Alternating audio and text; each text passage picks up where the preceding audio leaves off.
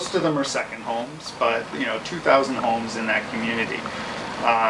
That community on a busy Saturday is as populated as the 10th largest municipality in the state of West Virginia. Right? There's a lot going on up there, and it's not just snowshoe that's up there, right? There are businesses, there are a lot of people that are up there. There are a lot of homeowner associations, and we are a community. And the idea that we can create an organization that represents that community to start to deal with the community's issues is something that personally is appealing to me, to be able to set that up. And we looked at what are our options to do something like this. How can we address funding? How can we create representation up on the mountain? And the first thing we thought of was a master association. And we spent some time looking through and trying to identify, could we create a master association? And essentially identified the fact that you can't force somebody to join a master association. You either have 100%, every single person is on board with doing this, or whoever dissents, we're either going to create it despite them and they're going to benefit without, contributing, or we don't do it because we don't have 100%. And the amount of work to try to accomplish that against the likelihood of success is, it's not there. So the next idea is the municipality idea, right? Could we become the city of Snowshoe? And as I talked to several different homeowner representatives up there, one of the things that came up regularly was, right now, I pay you money, I get no say in how it's done. Snowshoe.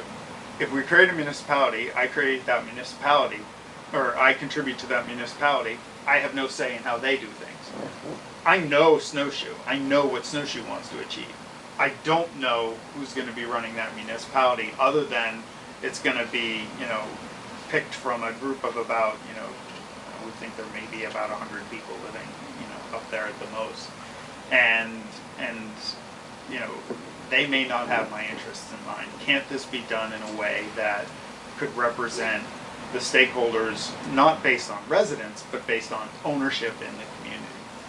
So we started investigating that idea, and it was actually Dave Dragan who mentioned at one of our meetings discussing the topic that, well, I know in Aspen, homeowners can vote over certain issues, and residents vote over other issues. So homeowners have no say in how schools are run. But when it comes to roads, they do. Why is that? And we started looking into the idea, and we discovered the concept of essentially resort-based special districts. They're sometimes called greater improvement districts. They're sometimes called special tax districts. They're sometimes called resort area districts or resort improvement districts.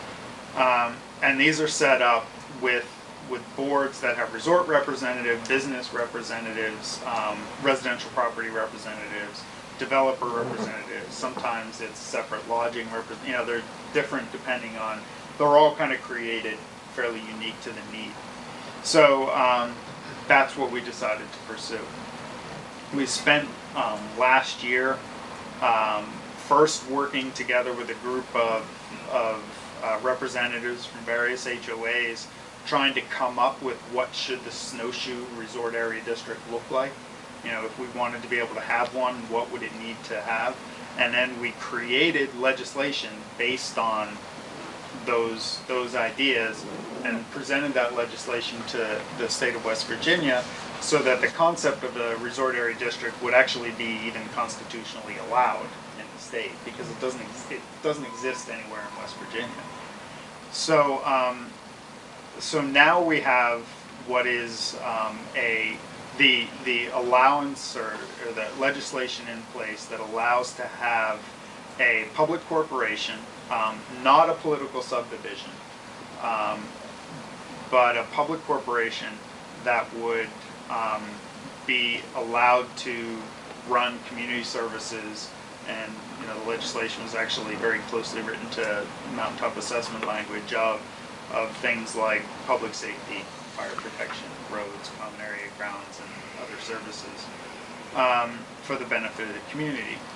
And it is not the reason it's not a political subdivision is a political subdivision gives you, yes, the right to vote within that public. If you're a resident, you can vote within that political subdivision.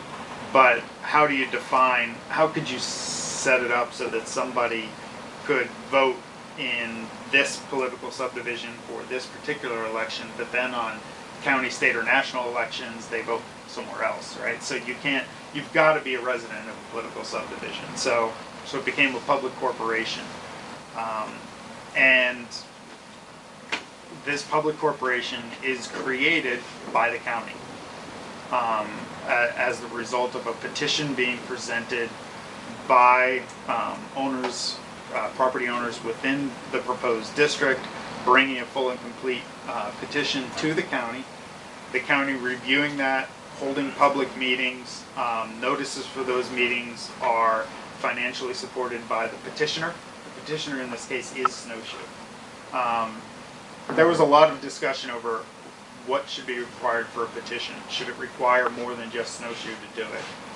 We decided Snowshoe should have the ability to do this on our own for a couple of reasons. The first one was for time expediency. You know, we can put together a petition in relatively short order and make it happen. Another was that you know, there's plenty of opportunity to protest, and if regardless of who brought the petition forth, if 25% of the people don't want it and they sign a petition against, it can't happen.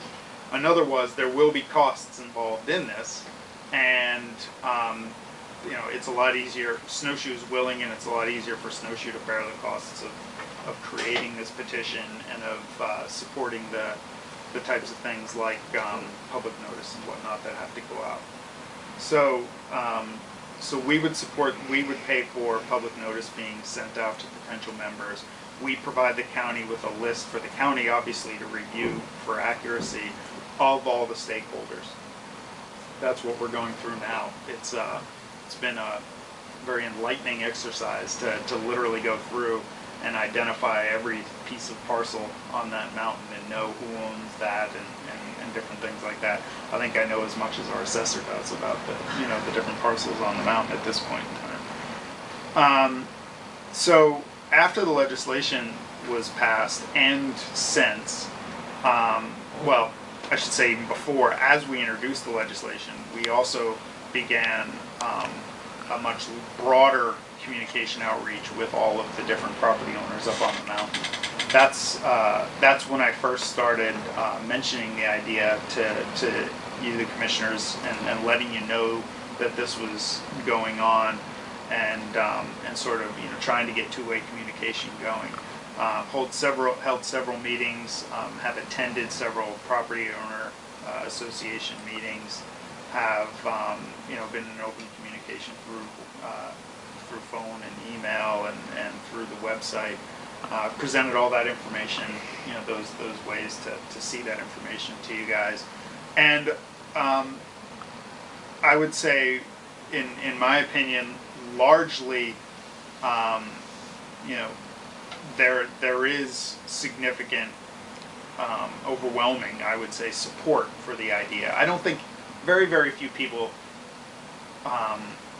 don't believe we need a solution. Some people are suspicious that I'm trying to pull something over on them, right? They're not sure why we would do this. My response to that is, first of all, I believe it's right for us to set this entity up and handle community issues as a community. Second of all, there's a big funding gap coming down the road, and we've got to find a way to address it. Which brings me, I'll have to wander a little bit, and if you guys have to pull me back to a certain area, please do so. But so then, if we talk about what the Resort Area District Board can and can't do, from a funding mechanism, the district has a couple of options to increase its funding. the first and foremost, for ongoing operations, the district can enact what's called a resort service fee. It's a user-generated fee. So the district can say, Snowshoe, we want you to contribute a 2% fee on all lift tickets that you sell and give that money to the district. Food and beverage operators, snowshoe or non-snowshoe alike, retail operators, snowshoe, not snowshoe alike, we want you to contribute 2% of what you generate towards this fee. We'll come up with a petition soon. Doing a 2% fee on lift tickets, retail, rental, food and beverage sales alone would generate about $500,000 a year into this fund. And we'll have final numbers for you at petition time. I had been estimating between $300,000 and $500,000. Now I believe it's closer to that $500,000 mark. That would give us, the district, the opportunity to then, well, it could boost ongoing operations if it needed to. But my position that I've publicly stated is that we would use a vast majority of that to start capital reserve funding, so that we could start to take care of things like roads and shuttle stops, right? So if we took $400,000 out of that $500,000 and started to save it, so that when it comes time to do these roads, we have some funding available. So this resort service fee is the primary source of operational funding. For items of a capital nature,